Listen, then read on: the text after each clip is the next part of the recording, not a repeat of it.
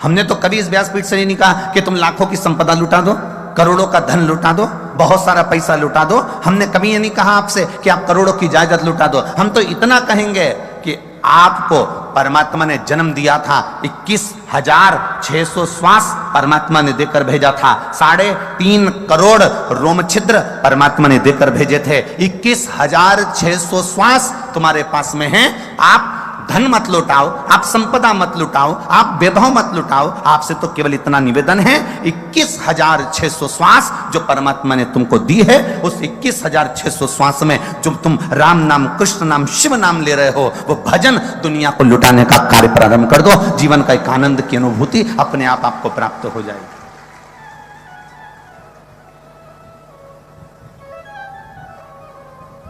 जो बहुत बहुत बड़े करोड़पति हुए, जो बहुत बहुत बड़े संपदापति हुए, उनकी मूर्ति आज तक किसी चौराहे पर नहीं लगी।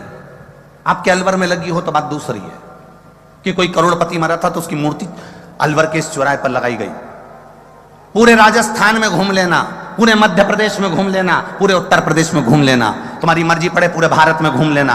बहुत बड़े बड़े दानी हुए, करोड़ों के, बहुत बड़े बड़े दानी नहीं, बहुत बड़े धनपति हुए, बहुत बड़े करोड़पति हुए, बहुत बड़े संपदापति हुए, जिन्होंने करोड़ों का वैभव कमाया, करोड़ों का धन कमाया, उनकी मूर्ति आज तक कहीं नहीं लगी। पर जिसने धन कमाया और उस धन को सदुपयोग में लगाया, उसकी मूर्ति आज भी चौराहों पर लगाई जाती है कि इसने अपने धन का सदुपयोग करा था, इसने इस धन से किसी गरीब को पढ़ाया था, इसने इस धन से किसी निर्धन को सुखी करा था, इसने धन से किसी कुंवारी कन्या का विवाह करवाया था, इसने धन से किसी के मेडिकल में उसको सहायता प्रदान करी थी, इसने अपने धन से किसी की शिक्षा में सहयोग प्रदान करा था। उसकी मूर्ति आज भी लगाई जाती है। भजन करने वाले की मूर्ति रामकृष्ण परमहंस जी हो, तुकाराम जी हो, मीराबाई हो, कर्माबाई हो, नरसिंह मेहता हो, नामदेव हो, तुकाराम हो, इनकी मूर्ति आज भी चौराहों पर लगाई जाती है। क्योंकि इनके पास धन भले नहीं था, पर इन्हें भजन इतना लुटाया, भजन कीर्तन इतना लुटाया कि आज तक अभी राजा भर्तरी की नगरी में आप लोग बैठे हो, राजा भर्तरी की नगरी,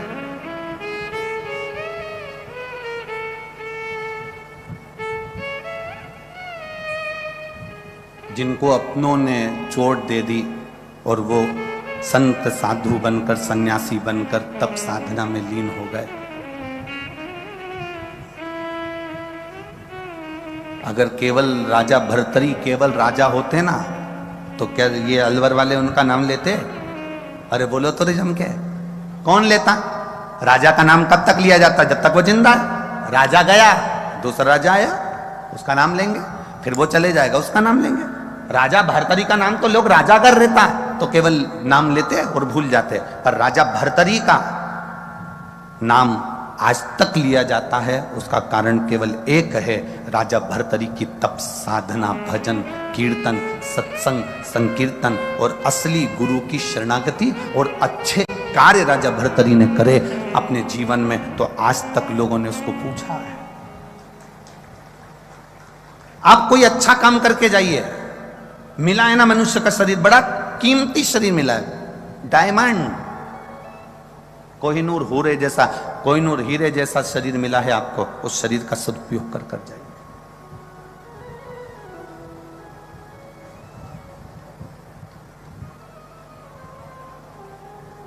ये जितने बैठे हो ना, और जितने लोग आस्था चैनल पर कथा सुन रहे हो, जितने फेसबुक यूट्यूब पर कथा सुन रहे हो, तुम अपने आप को कम कीमत वाला मत समझना। करोड़ों में कीमत है तुम्हारी, बड़े कीमती हीरे हो तुम। बस अपने आप को हमें मेहनत कर कर, कर्म कर कर, परिश्रम कर कर अपने आप को हमें निखारना है, अपने आप को निखारना है। कोई बाबा, जोगी, संत, साधु, सन्यासी, तपस्वी, साधक, उपासक आपसे ये जरूर कह देगा कि आपको परिश्रम तो करना पड़ेगा। तुम किसी बाबा के चक्कर में, कहीं योगी सन्यासी के चक्कर में आ जाओ और वो तुमसे कह दे मेरे पास बैठ जाओ, ऐसी जड़ी घुमाऊंगा और तुम्हारे लिए सोने का हंडा निकाल के दे दूंगा, ऐसा महाराज संसार में मिलना मुश्किल है। केवल समझ लेना कि बेवकूफ बना रिया है कि हंडा निकाल कर दे देगा। मेहनत करोगे, कर्म करोगे, परिश्रम करोगे और परिश्रम करते करते, अपनी मेहनत को करते करते मेरे शंकर को, मेरे राम को, मेरे कृष्ण को, मेरे शिव को समर्पित कर कर, समर्पण कर कर अपने परिश्रम को पूर्ण जोश शोश में करोगे तो जिंदगी का सारा फल तुम्हारे हाथ में होगा। अपने कर्म को प्रबल मानकर आगे बढ़ना।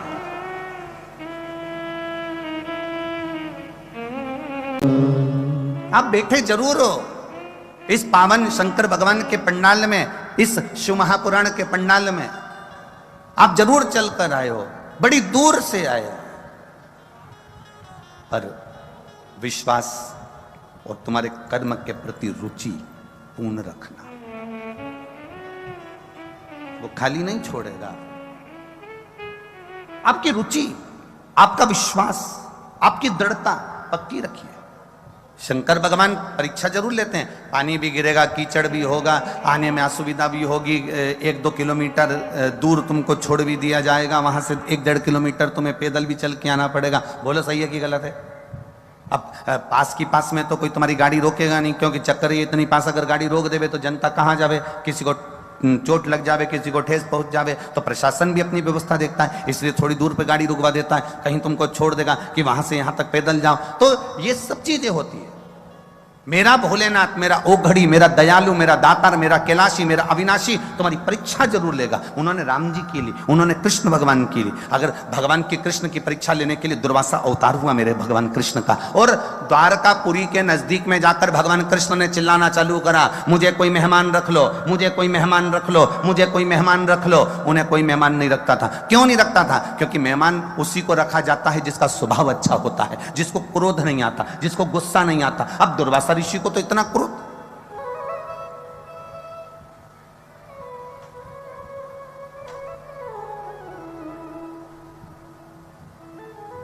दुर्वासा बाबा को कितना क्रोध, जरा सी गलती हो जाए तो गुस्सा हो जाए। तुम भी अपने घर में शादी में उन्हीं मेहमानों को बुलाना पसंद करते हो जो अच्छे से रहे। जो फूफा जी ज्यादा मुंह फुलाते हैं ना, उनको फिर लोग पंजेरी खा के फू और फा कर देते हैं।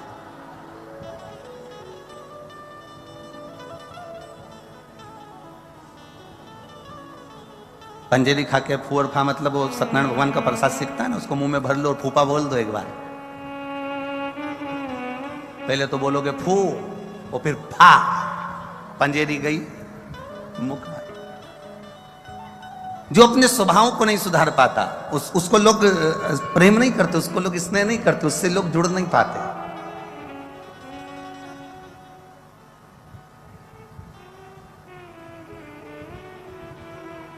अच्छा, कई लोग कहते हैं गुरुजी हम जब तक गुस्सा नहीं करते ना तब तक कोई काम नहीं होता।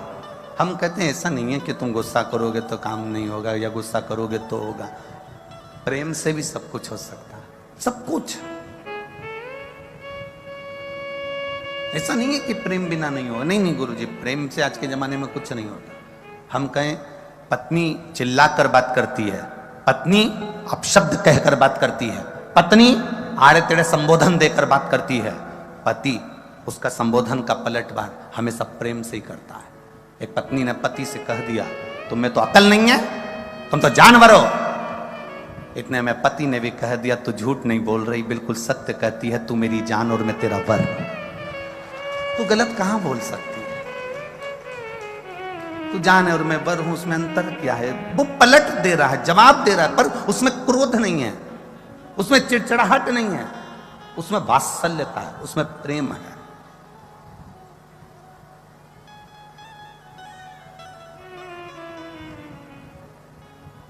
महाराज भगवान शिव का एक अवतार दुर्वासा अवतार पहुंच गए द्वारकापुरी में। आवाज लगाई भोलेनाथ जी ने, दुर्वासा ऋषि शिव का एक अवतार है। आवाज लगाई मेहमान रखो मुझे। कोई मुझे मेहमान रख सकता है? कोई मुझे मेहमान रखो। सबको मालूम था इसको मेहमान रखना बड़ा भारी काम है। गुस्सा बहुत तेज आता है, चिड़चिड़ाहट बहुत करता है। दुर्वासा ऋषि बहुत अपशब्द बोल जाते हैं, जरा सी गलती हुई तो श्राप दे जाते हैं। इसलिए दुर्वासा ऋषि को कोई मेहमान नहीं रखा। पूरी द्वारका में 5 दिन से दुर्वासा ऋषि घूम रहे थे, पर कोई मेहमान रखने को तैयार नहीं। भगवान द्वारिकाधीश निकल कर जा रहे थे और द्वारकाधीश ने जैसे ही सुना दुर्वासा जी कह रहे हैं कि मुझे मेहमान रखो, भगवान द्वारकाधीश ने कहा दुर्वासा ऋषि से, चलिए मैं आपको मेहमान रखता हूं। दुर्वासा ऋषि ने कहा, आप मुझे जानते हो ना अच्छे से? भगवान बोले, बिल्कुल जानते हैं। आप जानते हो ना कि मुझे गुस्सा बहुत आता है? भगवान बोले, हाँ जानते हैं। आपको मालूम है ना कि मैं श्राप दे देता हूं? भगवान बोले, हाँ जानता हूं। गलती तो नहीं करोगे? भगवान बोले, नहीं करूंगा। जान करके तो कोई गलती करता नहीं।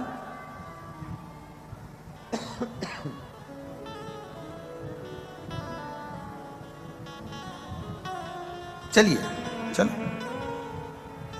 भगवान दुर्वासा ऋषि को लिया है। शंकर का अवतार है दुर्वासा ऋषि, शिव जी लिया है। भगवान कृष्ण लेकर आ गए। रुक्मणी जी ने पूछा, कौन आया है मेहमान?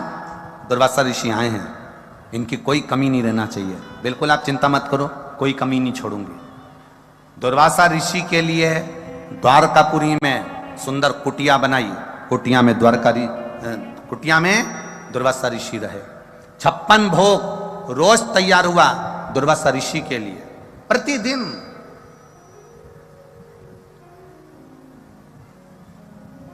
56 भोग तैयार, क्योंकि कब क्या मांग ले कोई भरोसा नहीं। आज दुर्वासा ऋषि भोजन कर रहे थे और भोजन करते करते तभी दुर्वासा ऋषि के मन में आया कि चलो कुछ ऐसा करा जाए कि भगवान द्वारिकाधीश भी मुझसे थोड़ा सा चिढ़ जाए। परीक्षा तो परीक्षा है। और दुर्वासा बाबा ने जिस कुटिया में रह रहे थे उस कुटिया में आग लगा दी। कुटिया धधक कर जलने लगी। सारे द्वारकापुर वासियों ने पानी डाल डालकर कुटिया की आग बुझाई। द्वारकाधीश आ गए। कुटिया में आग कैसे लगी, किसने लगाई, सब आपस में बात कर रहे थे। इतने में दुर्वासा ऋषि पीछे से आकर द्वारकाधीश के कंधे पर हाथ रखकर कहते हैं, आग मैंने लगाई। तो भगवान द्वारिकानाथ ने पूछा, अपने घर में आपने आग लगा दी, क्यों?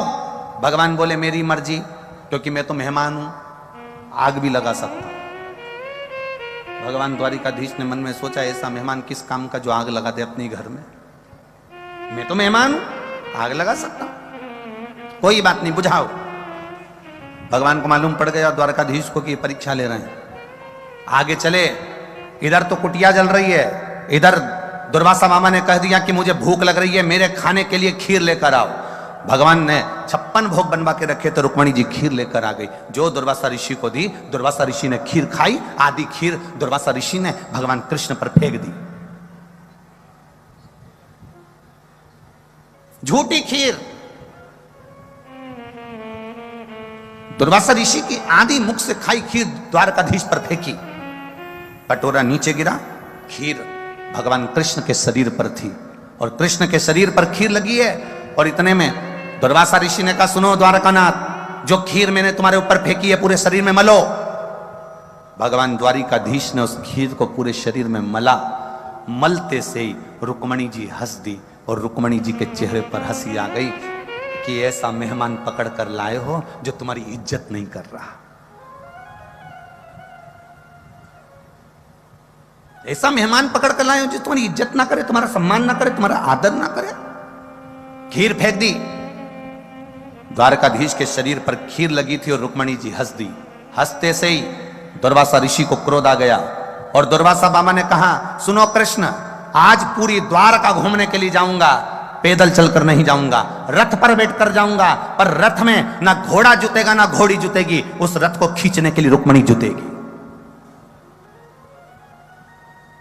रथ को रुक्मणी खींच कर लेकर जाएगी, ना घोड़ा ना घोड़ी लगेगी, रुक्मणी लगे रथ पर।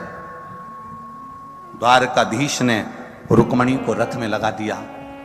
पीछे पीछे द्वारिका के नाथ खीर में भिड़े हुए चल रहे हैं।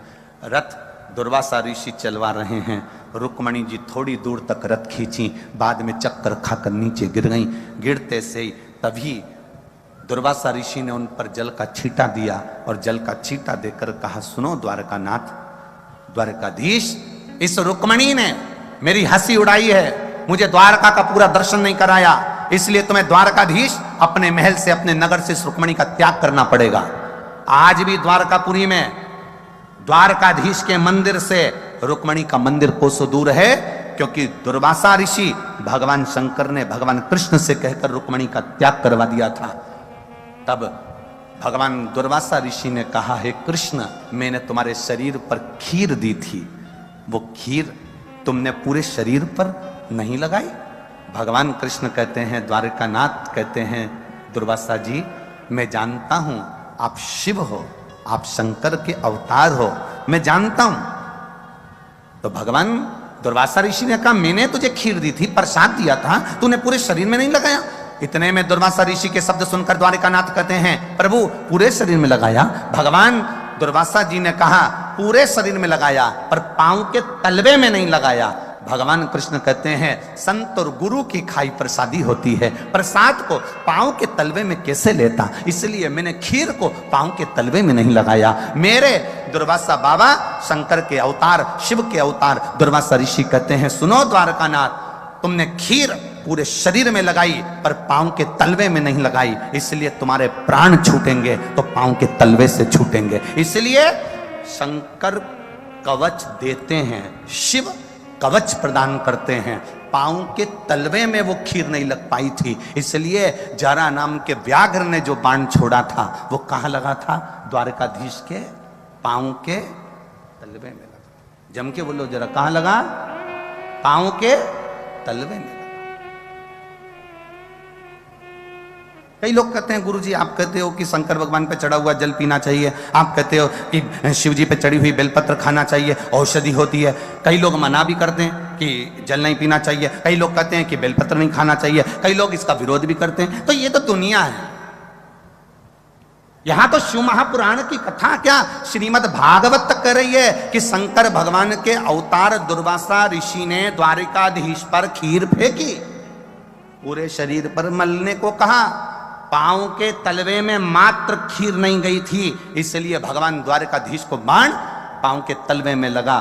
जरा विचार करना, शंकर के अवतार दुर्वासा ऋषि की झूठी खीर पूरे शरीर की रक्षा कर सकती है द्वारकाधीश के, तो शंकर भगवान पे चढ़ा हुआ जल हमारे शरीर में पहुंचने के बाद हमारी कजन कितने रोगों से रक्षा कर सकता है।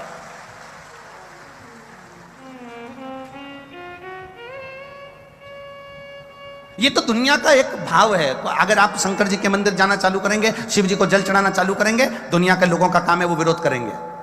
आप कोई अच्छा काम करने का प्रण बनाएंगे, ये दुनिया की रीति है, वो विरोध करेगा।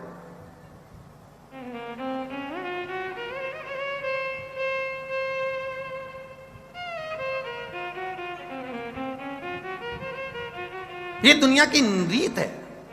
आप अच्छा करते चलो, आग लगे बस्ती में, बोलो बोलो जम के जरा, अपन रहो मस्ती में, क्या किसको रोइए सोइए, सारी समस्या का हल पर सावन में एक लोटा नहीं, जम के बोलो जरा, 2 लोटा जल, सावन सावन में 2 लोटा।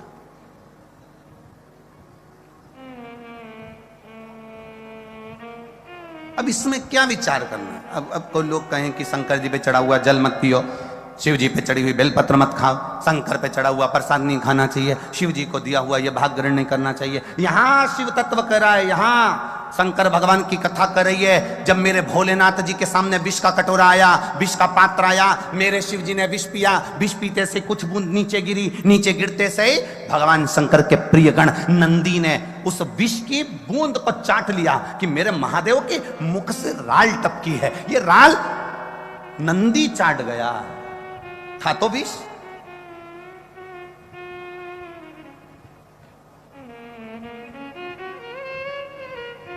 उस विष की बूंद को नंदी चाट गया। शिव जी के मुख से टपका हुआ राल, विष की राल नंदी चाट गया। शंकर भगवान ने देखा कि मेरा नंदी मेरे मुख की राल को चाट गया, कहीं इसके प्राण न चले जाएं।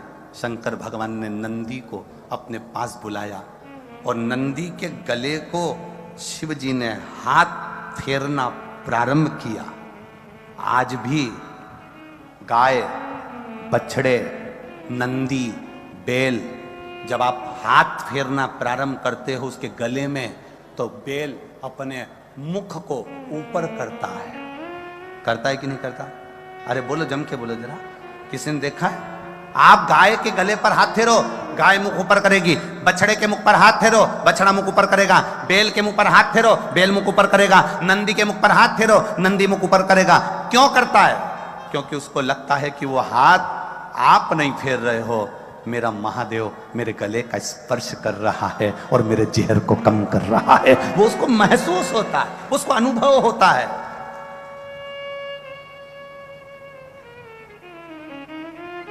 छोटे छोटे बच्चे कहते हैं, मम्मी देखो मैं एक बहुत अच्छा मैजिक दिखाऊं। मम्मी कहती है, हाँ कौन सा मैजिक? मैं इस गाय को जब ऐसा करूंगा तो गाय मुंह पर करेगी। ये मैजिक नहीं है, ये उसको एहसास हो रहा है, ये उसको महसूस हो रहा है कि मेरा शंभु, मेरा त्रिकालदर्शी, मेरा कैलाशी, मेरा अविनाशी, मेरा शिव, मेरा ओघड़दानी, मेरा शंकर मेरे गले का स्पर्श कर रहा है। मेरा शंभु मेरे गले का स्पर्श कर रहा है।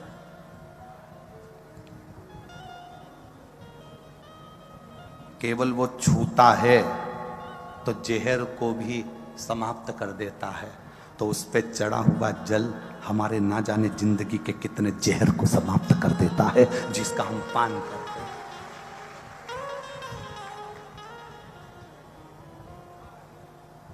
ब्रह्म लोगों को, जितना लोगों ने भगवत भजन करना प्रारंभ करा, उतना लोगों ने इस भगवत भजन का भी विरोध किया है। कहते हैं लोग, क्या करोगे मंदिर जाके?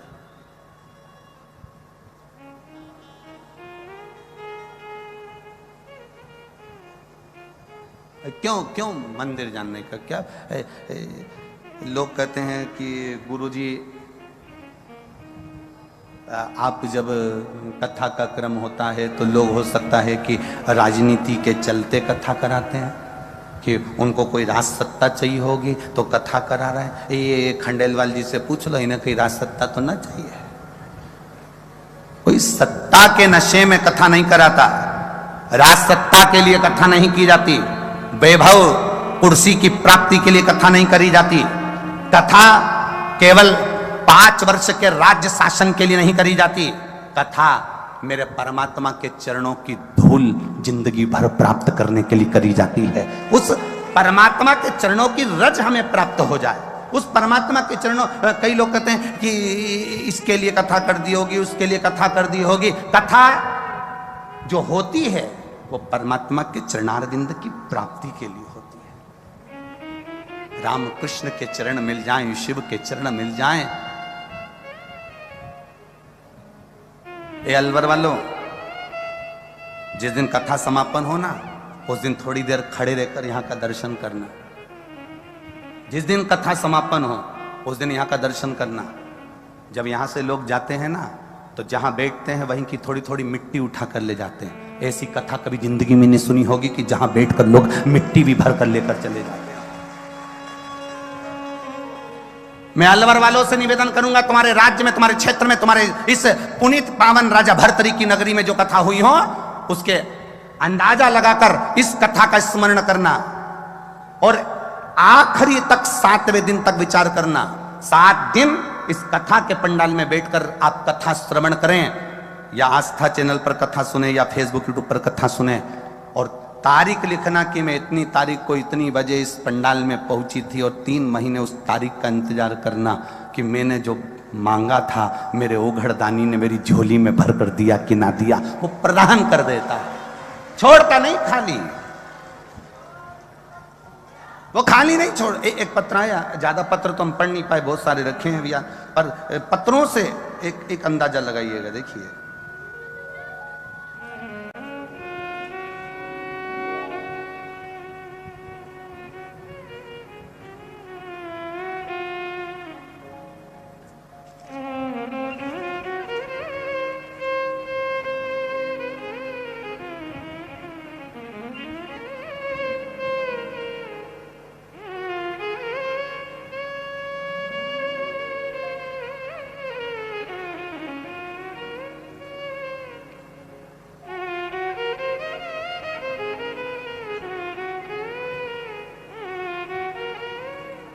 माधुरी चौधरी, जिला भरतपुर, राजस्थान, गांव अरोदा, अरोदा ही है, हाँ, गांव अरोदा।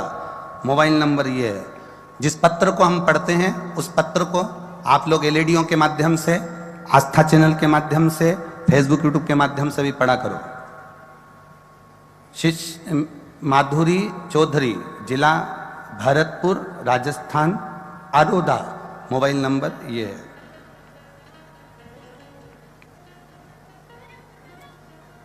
क्या कहें गुरुजी, लोग तो मुझे बाबा के आपके नाम से जानते हैं। लोग कहते हैं तो पगली हो गई बस योर वाले महाराज की कथा सुन सुन के। पागल भी कह देते हैं, पर शंभू ने हाथ थाम लिया गुरुदेव। 1 साल से पूरा परिवार, बच्चे भी मंदिर जाने लगे हैं। सोचा नहीं था जो बाबा ने दिया है गुरुदेव।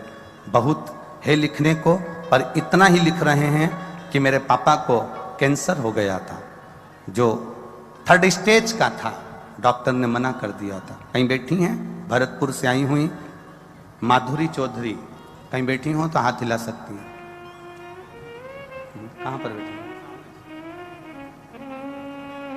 हाँ ठीक है माधुरी जी, ऐसे हाथ हिला दो एक बार, वापिस हिला दो एक बार। हाँ एक बार वापिस हाथ हिलाओ, ठीक है। हर हर महादेव। पापा को कैंसर हो गया, 3rd स्टेज का कैंसर। डॉक्टरों ने कहा अवस्था देखकर इनके ऑपरेशन की उम्मीद नहीं, पर बचने की भी उम्मीद नहीं। पर बाबा, 1 लोटा जल और शंकर पर चढ़ाई गई 1 बेलपत्र का मैं क्या वर्णन करूं। पशुपति नाथ का व्रत नहीं है, मेरे देव अधिदेव महादेव उस व्रत के माध्यम से अपने मन की बात सुनते हैं। गुरुदेव, आज मेरे पापा पूर्ण तरह से ठीक हैं, इसलिए मैं भरतपुर से यहाँ प्रणाम करने के लिए आई हूँ। उनका कैंसर समाप्त हुआ है। मैं शिव को नमन करती हूँ। ये शिव तत्व है, योग घड़ी है, ये शंकर। बैठिए बहन, हर हर महादेव। शिव तत्व इसी को कहते हैं। 1 बेलपत्र और 1 लोटा जल। आप सुनो, ये हम जरूर ये जरूर कह सकते हैं, हम जजमान परिवार से भी जरूर कहेंगे कि बहुत लोग बाहर खड़े हुए हैं। प्रयास करना कि इन लोगों के बैठने की व्यवस्था भी कल, भले पंडाल नहीं लगे, कम से कम बिछात की व्यवस्था सबको मिल सके। क्योंकि जितने अंदर हैं तीनों पंडाल में, उससे 1.5 बाहर भी खड़े हुए हैं चारों तरफ। तो इसका स्मरण थोड़ा सा रखें। ये सब लोग जो बाहर खड़े हैं, इनको बैठने की व्यवस्था सुचारू हो सके। तो हमारा निवेदन केवल इतना है, आप आए हो, आपकी चित्तवृत्ति जमी है, आपका मन इस शिव तत्व की ओर रमा हुआ है, आपका मन भगवत भजन की ओर रमा हुआ है। अकाल मृत्यु वो मरे जो काम करे चंडाल का, काल उसका क्या बिगाड़े जो भक्त हो महा काल का। जो शिव का उपासक है वो काल के सम्मुख में भी खड़ा रहे।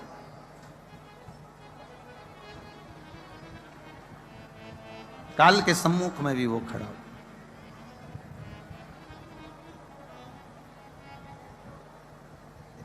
आप भगवान शिव परीक्षा जरूर लिए। दुर्वासा का रूप रखकर द्वारिकाधीश के ऊपर खीर जरूर फेंकी। दुनिया की दृष्टि में वो थोड़ा सा गलत रहा कि झूठा भगवान पर फेंक दिया। ये दुनिया की दृष्टि में थोड़ा सा गलत है, लग सकता, पर मेरे भोलेनाथ जी ने खीर जो फेंकी थी वो कवच देने के लिए फेंकी थी। ये दुनिया की दृष्टि में गलत हो सकता है। लोग कह सकते हैं कि शंकर जी पर चढ़ा हुआ जल मत पीना, या बेलपत्र मत खाना, या ये मत करना, या वो मत करना, शिव मंदिर मत जाना, 1 लोटा जल मत चढ़ाना, ये मत करना, वो मत करना। ये दुनिया की दृष्टि में गलत हो सकता है, पर शिव महापुराण की जो दृष्टि है, वेद व्यास जी ने जो 24,000 श्लोक की 12 संहिताओं में बांटकर जो शिव महापुराण की कथा दी है, ये हमारी भक्ति का संचार करने के लिए, ये भक्ति का संचार करने के लिए। महाराज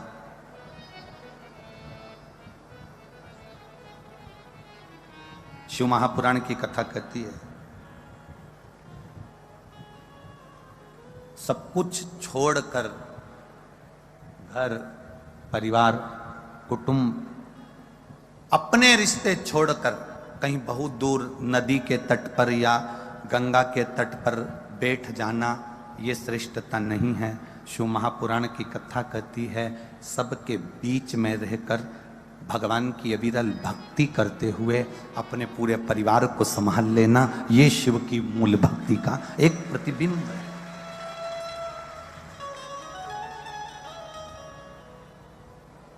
त्याग शिव महापुराण की कथा चल रही है और दुनिया में जो मेरे महादेव जी ने त्यागा उसके बराबर दुनिया में कोई त्याग नहीं कर सकता। एक छोटा सा असत्य सुनकर, एक छोटा सा झूठ सुनकर मेरे बाबा ने त्याग दिया था माता सती को।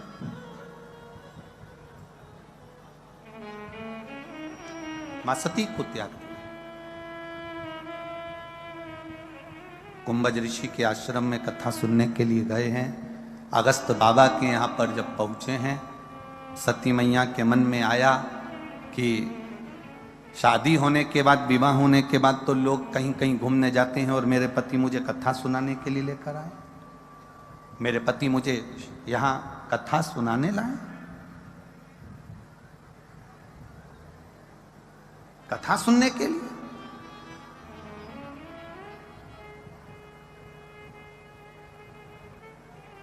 त्याग कहते किसको है? केवल त्याग का वर्णन कर देने से त्याग हो जाता है क्या? एक लड़की बड़े बड़े अरमान से लड़की कहती है तुम चिंता मत करो, पूरा घर छोड़कर मैं तुम्हारे लिए आ रही हूं।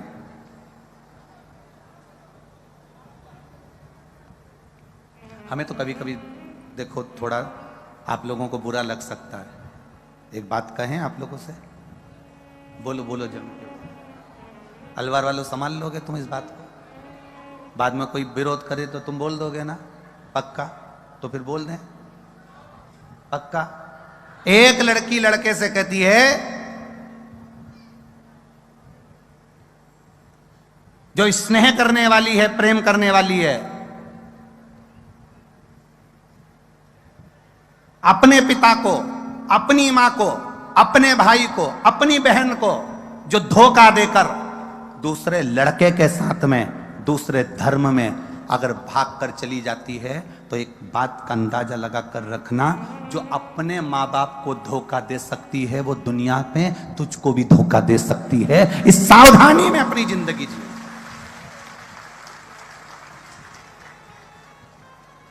और वो लड़का जो अपने माता पिता का हितैषी ना बन पाया, वो लड़का जो अपनी माता पिता का हितैषी ना बना, अपने परिवार का हितैषी ना बना, वो तेरा हितैषी बन जाएगा।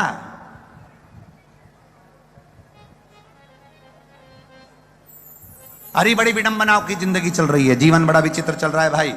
ए अलवर वालों, बड़ा सावधानी से जीवन जीना है। प्रेम का झांसा देकर लोग तुम्हारे साथ में कुछ वीडियो और क्लिप बना लेते हैं और बाद में उसी लड़की से पैसा कमाकर गाड़ी, मोटरसाइकिल, घड़ी और ऐश और आराम की जिंदगी जीना चालू कर देते हैं, क्योंकि लड़की के बाप के पास ज्यादा धन होगा। सावधान रहें बेटियां।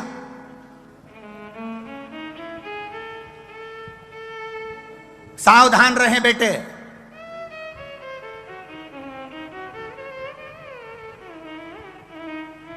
हम किसको धोखा दे रहे हैं? अपनी माता को, अपने पिता को।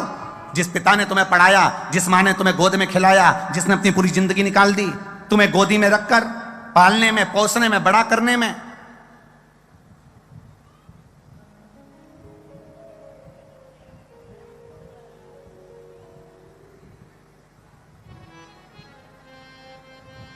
मां बाप का घर एक होटल नहीं है जिसमें बेटी बड़ी होती है, पलती है, या बेटे पलते हैं, बड़े होते हैं, पढ़ लिख के जब नवाब बन जाते हैं, शहंशाह बन जाते हैं, तो मालूम पड़े वो अपनी मर्जी से जीने लगते हैं और माँ बाप उस होटल में पड़े कि पड़े रह जाते हैं।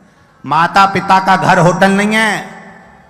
माता पिता का घर संस्कारों की एक पूंजी है जिसमें वो संस्कार देकर अपनी औलाद को बड़ा करने का प्रयास करते हैं। उसमें संभले बच्चे, उसमें समझे बच्चे।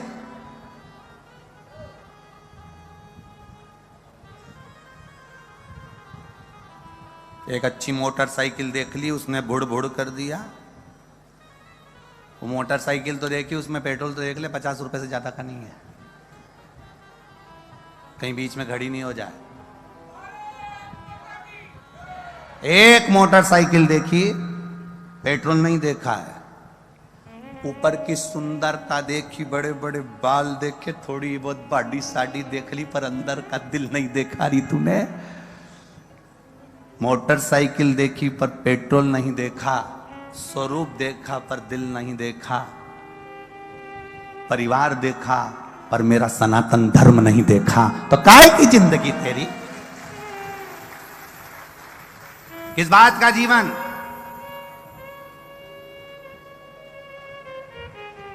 केवल एक सुंदरता, केवल, और बाद में फिर रोए, फिर कितना हंगामा हुआ, कितना, फिर कहीं का कुछ, फिर वो कट रहे मर रहे, फिर हंगामा हो रहा, न डिबेट चल रहा, न टीवी पे चल रहा, न मोबाइलों पे चल रहा, न ये चल रहा, न वो चल रहा, न इसको ये बोलो, न उसको वो बोलो, न फालतू की बात। शिव पुराण तो कहती है शंकर जैसी जिंदगी जीने का प्रयास करना। शंकर का तत्व क्या कहता है? रहो सब में, मिलो सबसे, पर भरोसा, विश्वास, दृढ़ता अपने माता पिता के चरणों की होना चाहिए, शिव के तत्व की होना चाहिए। हम मिलने में मना नहीं करेंगे, हम कहीं जाने से मना नहीं करेंगे, तुम्हारी विद्या से मना नहीं करेंगे, तुम्हारी पढ़ाई से मना नहीं करेंगे, तुम्हारी नौकरी से मना नहीं करेंगे, तुम्हारी सर्विस से मना नहीं करेंगे। तुम अपनी विद्वत्ता को धारण करो, बेटी हो, अपने जीवन को जियो, अलमस्त होकर जियो, अच्छी पढ़ाई, अच्छी एजुकेशन, अच्छा कॉलेज, अच्छी विद्या अध्ययन करो, अच्छी नौकरी पाओ, पर अपनी बुद्धि को मत बिगड़ने दो, अपने चित्त